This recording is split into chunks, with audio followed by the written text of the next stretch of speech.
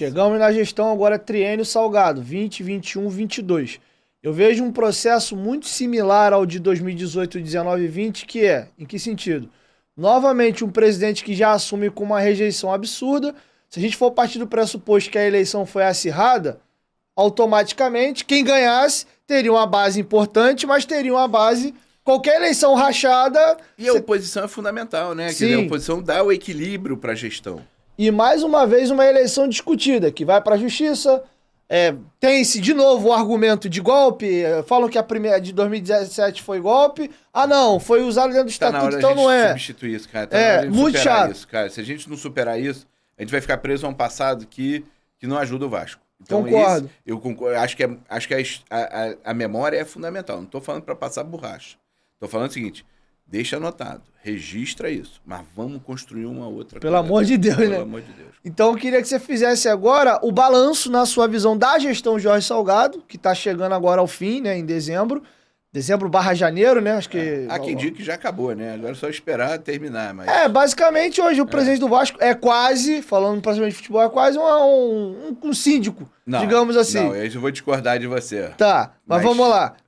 Faz o seu balanço da gestão do Jorge Salgado, gestão dele aí, triênio 21, 22, 23, e também quais as consequências que você percebe ou não que essa eleição de 2020 trouxe para a gestão dele, o triênio 21, 22, 23, porque a leitura que eu tenho é que por 6 anos o Vasco vem com um presidente impopular, que a torcida já desde o início tem uma rejeição muito forte, e a gente vê o torcedor de novo de cara emburrada e tendo, de uma certa forma, um pouco de má vontade com o clube. Para piorar, na minha opinião, esportivamente, não precisa nem citar, é o pior presente da história do clube, uma queda com uma parcela pequena dele, porque a boa parte do time foi do Campelo. Teve uma Série B, que é a primeira vez na história que o clube cai e não sobe, um acesso culposo, sem intenção de subir, e agora estão para alguns já rebaixado, para outros não, mas como a pior campanha da história do Vasco no Campeonato Brasileiro. Então, com essas indumentárias aqui, faça o seu bolo aí. Faço minhas as suas palavras, né? Nessa parte esportiva, para mim, é tragédia. Mas eu concordo contigo que acho que a ilegitimidade é uma marca desses últimos 6 anos e que a gente precisa superar. Por isso que um processo eleitoral justo, transparente, efetivo, ajuda muito nisso, né? Os nossos 2 exemplos anteriores mostram que o processo eleitoral prejudicou a gestão. E a gente precisa não ter isso agora. Mas, infelizmente, também é decisão dessa diretoria, dessa gestão. Então, espero que a gente consiga reverter isso. A decisão das listas, que eu acho que a gente vai falar mais adiante, tem a ver com isso, né? A gente vai chegar na eleição. Então, acho que a ilegitimidade é uma marca importante, você tem pontuado muito bem aqui, Dieguinho. A segunda questão é que a gestão Salgado, Osório, Salgado, né? É uma gestão que definiu a vida do Vasco nos próximos anos, próximos muitos anos. Talvez definitivamente a história do Vasco, né? Porque ele vendeu o futebol, vendeu o controle do futebol, vendeu 70% do futebol.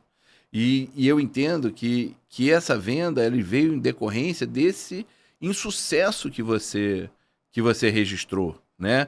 Então, o Salgado, a gestão Salgado, ele não foi... A opção dele eleitoral não era pela venda.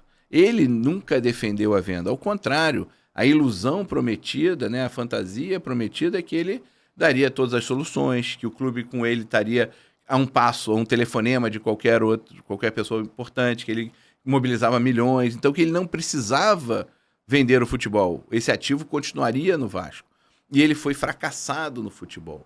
Esse CEO, que estava lá até semana passada, que era CEO do Vasco, foi fracassado na condução do Vasco.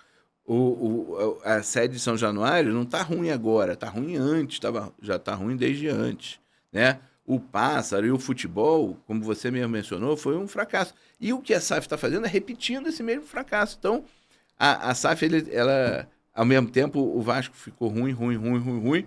Aí esse próprio autor que contribuiu para esse processo, não estou dizendo que ele foi o responsável exclusivo, mas ele contribuiu, ele anuncia a salvação. Ele diz assim, aqui eu tenho a salvação. Eu que fui incompetente, eu que fui incapaz, eu que prometi coisas que eu não posso cumprir, tenho aqui a salvação para vocês. E aí nós, vascaínos e vascaínas, aceitamos isso, entendemos que esse era a nossa boia de salvação. Você deve ter aceito isso, outras 95% dos vascaínos queria isso. 78%, quase 80% dos sócios votaram nisso, mas a gente aceitou um processo que ele é um processo que hoje a gente está vendo a consequência dele. A gente aceitou um processo obscuro, apressado, com um parceiro que não tem histórico do futebol, que não tem transparência, um contrato que ninguém lê. Então a gente aceitou de uma gestão ilegítima e incompetente uma solução que nos deixa comprometidos para os próximos 50 anos. O Vasco acabou de aceitar um adiantamento por 50 anos, gente. 50 anos. Isso é um crime.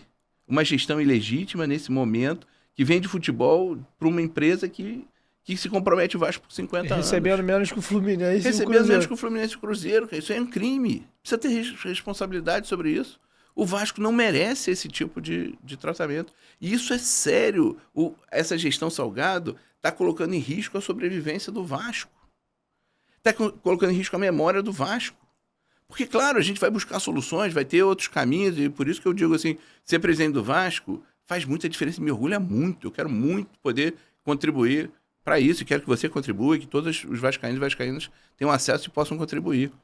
Mas o que eles estão fazendo é um crime, é um absurdo, é um lesa Vasco. Sabe, o Vasco foi vendido em condições que é o que você falou, que outros clubes muito menores da dimensão do Vasco não têm. Então, assim, cara, eu não quero ser agressivo pessoalmente. Eu acho que o Salgado tem a sua história, o Osório tem a sua história. Claro, eu separo sempre a pessoa física da pública. Muitos dos meus companheiros gostariam que eu estivesse aqui fazendo uma crítica muito mais pessoal. E eu acho que ele, ao contrário, ele prejudicou a história dele. Eu acho que ele desgastou a história dele. Por isso que eu, na minha rede social também, eu sempre falo, cara, essa gestão acabou. A gente precisa de uma outra gestão para poder fazer frente a isso. Tem um outro tipo de relação com a SAF. A diretoria do Vasco não pode representar a SAF. E a SAF não pode representar a diretoria do Vasco. A diretoria do Vasco, a presidência do Vasco, tem que representar os 20 milhões de vascaínos.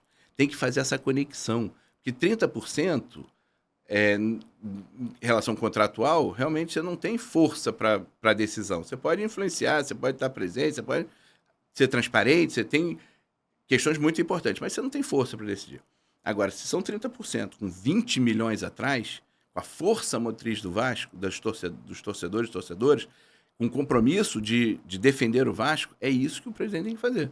Não tem que ser sócio da empresa, tem que ser sócio dos vascaínos e vascaínas. E é isso que essa gestão perdeu. Então, para mim, assim, tem 3 aspectos principais da gestão Salgado, Osório, que estão ali. Primeiro, que ele ajudou a dividir o Vasco. Ele não ajudou a agregar o Vasco. Essa gestão achava que era autossuficiente para gerir o Vasco. Então, que as ideias dele seriam suficientes. Então, acho que ele foi arrogante e teve uma gestão arrogante e isolacionista. Segundo, ele foi desrespeitoso, foi incompetente e desrespeitoso, porque ele prometia coisas que ele não cumpriu, e ele foi incompetente também de conseguir dar as suas soluções. E terceiro, que ele está acomodado agora, essa gestão está acomodada agora com um dos momentos mais críticos da história do Vasco. Então, hoje, o nosso desespero é tentar... Claro que a gente está na janela agora, claro que a gente está torcendo para o Vasco, claro que eu torço desesperadamente para o Vasco contratar um melhor time, acho que contratou um bom técnico agora, eu acho que tem possibilidade de reverter esse jogo. Eu não sou do quem acredita que o Vasco está derrotado, não, eu quero que o Vasco seja vitorioso, plenamente vitorioso, vou torcer muito por isso e quero poder dar todo o meu incentivo para isso. Mas eu acho que o Vasco abriu mão de ser senhor do seu controle. E isso é responsabilidade dessa gestão. E isso eu não vou esquecer. Porque tirar do Vasco, tirar do clube, da nossa paixão, fazer isso é desrespeitoso. Então, eu acho que essa gestão ela é opaca, ela é incompetente, ela é desrespeitosa, é falaciosa e é desrespeitosa com o vascaíno. Eu acho que é um dos piores momentos da história do Vasco.